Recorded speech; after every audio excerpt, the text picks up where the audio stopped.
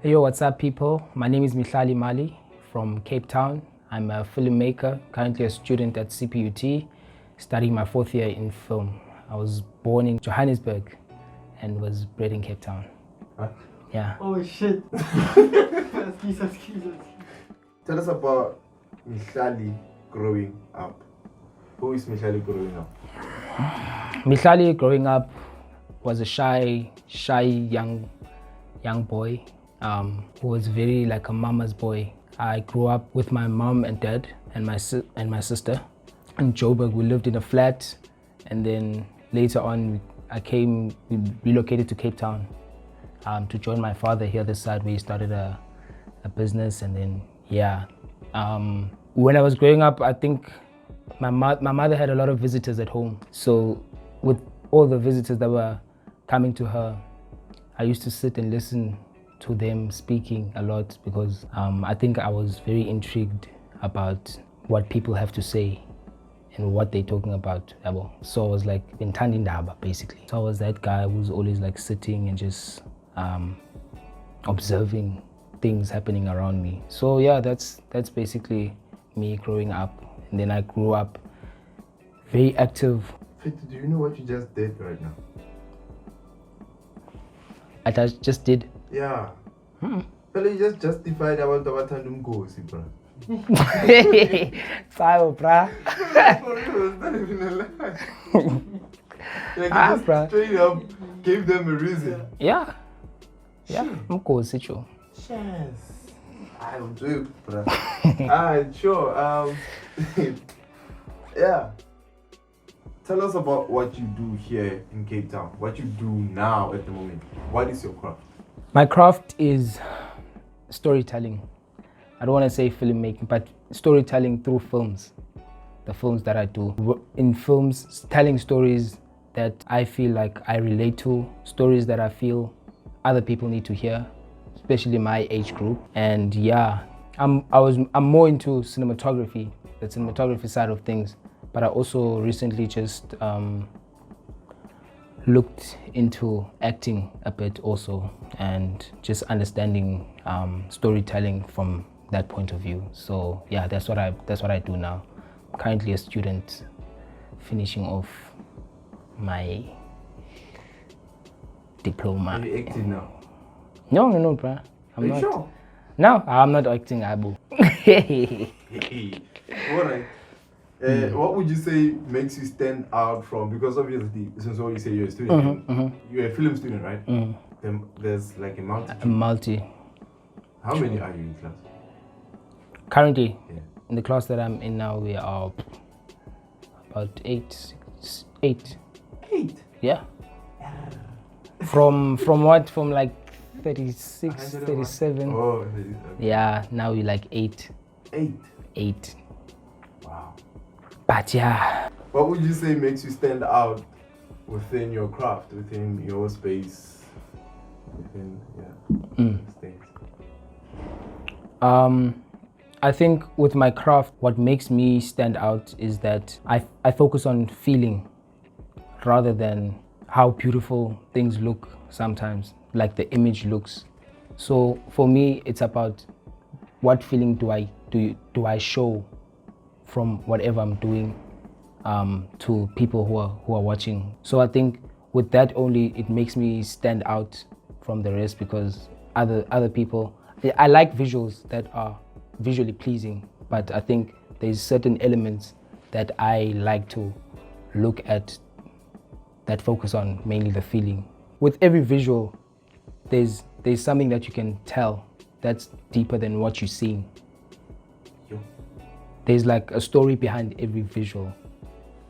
So I've learned that while studying and understanding film and the craft itself, I realized how powerful an image can be. So for me, I look at an image and I try to find more than just what we are being shown.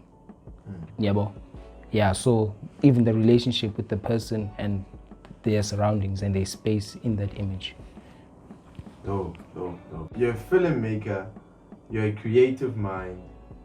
What are the things that you've done to address the current situations that we face as South Africans? I think so far I've worked in like passion projects, small projects, short films. I think the short films that I've worked with sort of speak about society and give a view of a certain aspect of society. And I think being behind the camera in those small projects has sort of allowed me to express my view in that particular topic that we focusing on in those short stories and films that we do. So recently you said you were working on one of the passion projects. The passion project. Tell us more about that. Okay, the passion project that I'm working on right now is more like for my end of year graduation film. So it taps into the world of spirituality and religion, culture for people my age, because I feel like growing up in a forever changing world, some things lose meaning sometimes, and we find ourselves being conflicted to what to believe and about the world based on the access of information that we have of our existence in this world. So my film follows a journey of a young Xhosa man who's brought up in a Christian home, and who seeks to find his spiritual voice through connecting with his ancestors. Now, for me, I feel like as soon as you start speaking about ancestors and you are from church, there is a misconception right there, because I feel like church says something about like the way they portray anything that's not church related. They make it seem as if it's the bad. So, and me being an African, I want to know more about understanding the Africanness in everything in the world. So yeah, my film taps into that sort of space, like spirituality and how people understand their existence in the world and what they believe, because I want to actually say to people, give people a voice to say, you are entitled to believe what you want to believe. People will judge you regardless of what you do, but you need to stand firm with what you believe in. Yeah. Dope. So, you caught me off guard there because you just into the other questions. Now I don't even sorry, have bro. anything. Excuse, Joe. But it's chill. Given that it's Heritage Month and your film focuses on spirituality and religion, right? Quickly give us a distinction between those two things. Okay, so firstly, spirituality itself is the connection with the divine. Divine, I mean, the higher power of which you feel that as humans we have no control over, because there's certain things as human beings that we are capable of doing, but to a certain scope. And then there's the divine power, people who are like have superpowers of doing things that influence how we live.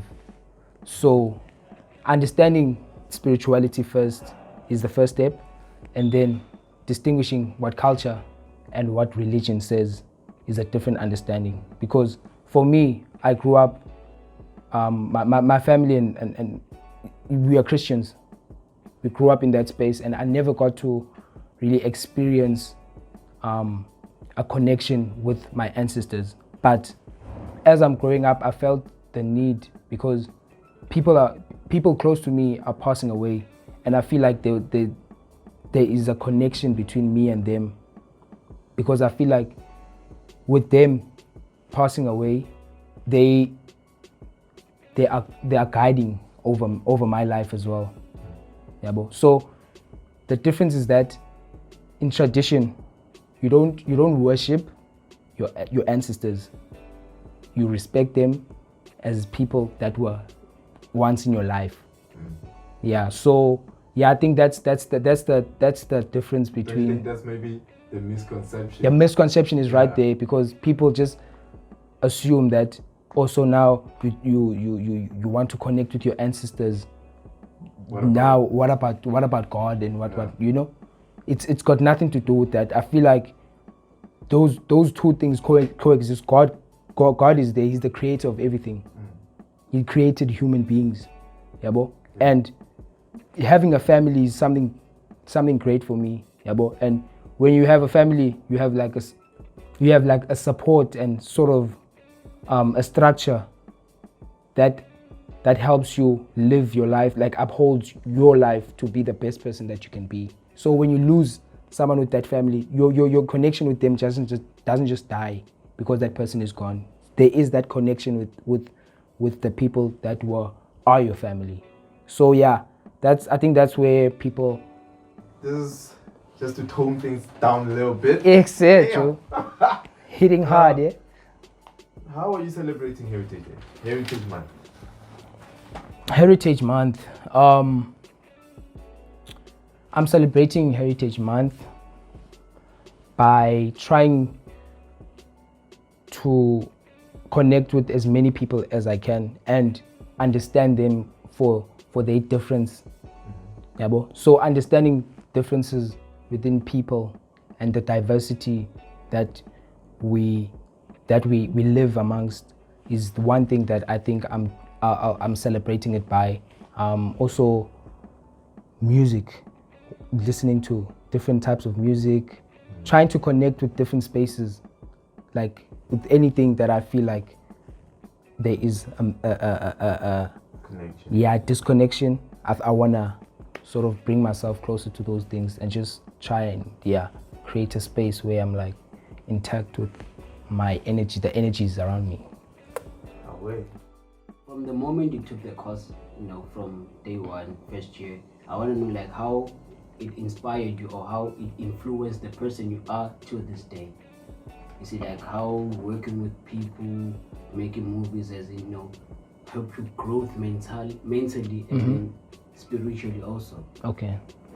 I think studying film has been such an honor for me because working with people, you get to understand people for their differences, first of all, and to understand that we are all different in our unique way. And working with people for one project where a person specializes in a specific role for that common, you use basically people's different abilities and their strengths in different departments towards the same sort of vision. So seeing that playing out is just something amazing for me. And I think with seeing the world also, I think film is another way of expressing yourself through the stories that you tell and what you see of the world. So being part of different people's space, like in the head space, in a creative way, is what I would say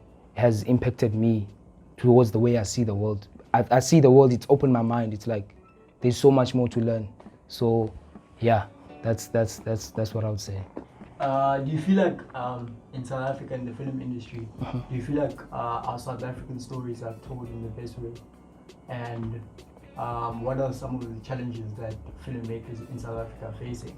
And do you feel like there is any stories that shouldn't be told that are told in the film industry? So do you feel like the storytellers are crossing the boundaries in terms of religion and cultures and those things? Okay, I think that's a very interesting question. The film industry in South Africa, I think it's growing, first of all, to the quality of the content being produced and made. But I feel like also we need to understand that in the industry itself, there's like different categories, but this is entertainment, so I think for telling stories that you want to tell as any person, it's very difficult to crack in the industry because there's money involved. So people want stories or things that they know that are going to sell. And with that alone, I feel like there's an injustice to people that have things to say to the world, but they are limited because of is it going to pay? Is it the broadcasting channels? Is it what they think people want to know? So I feel like there's already a gap there that needs to be worked on, I think, for the future, where people can actually have a platform to say what they want to say through films and the stories that they tell. But I don't think that there's any story that shouldn't be told. I think every story should be given a platform to express itself and say what they want to say. But also, there must be a way where a platform where they can sort of place these stories for people to reach out as much as they can. I don't know if that makes sense, but yeah. So it's more about, is it more about the money and not about the respect of that certain culture? For example, I'll make an example about the Xhosa culture. There's certain religion or there's certain things or certain activities that I feel like Xhosa people would like to keep it as a secret. And respect it. But now because filmmakers are more into selling the actual story and feeling that this would sell and people are interested in this, more especially females are interested in this type of topic, now it will sell, and the respect of it is just on the side. I see with that also, I think there needs to be some sort of boundaries that are set in certain stories that are being told to people. I think once you start being too, like when you look at certain stories, the way that they are structured and what the message they're conveying, and don't allow for other things to happen, it's like what are you saying about what must be told and what people must hear and what people mustn't hear? I think that raises the question as well about why is this story being told and why is this one not told. So I think with that, I think there's certain things that need to be relooked in terms of what stories are being allowed to be shared to people. Everyone good? Yeah, everyone's good. You guys are so quiet. It's like you. Yeah. No, what you're saying is very interesting. That's why. Yeah, man. It's like this news thing. The news broadcasters. They choose what they want. They want to show people. They know that it will get the numbers up, so that during advertisement, that's when people will be still watching. Sure. So the film industry does that too. It does that. They just look at the topic that they think people want to know. They won't just bring up any topic that people don't find interesting because no one is ever going to watch that. Yeah, they choose what. Kelly, thanks my man for joining us on the Black Booth. Thank you for having me on the Black Booth, man. Yeah, hey, you had a full house today. People came out. Ish, this is awesome, man. This is awesome. Okay, so I'd like to ask people to support young filmmakers that are trying to break it in the industry with their stories. And yeah, please do check out my story as well and follow me on Mihlali_Mali on Instagram. And yeah, thank you so much. Influencer, abo. Influence. Alright, thanks, bro. Wi-Fi. Do you have the money? You have the money. Yeah, man. For the data. Thanks. Let's close it up.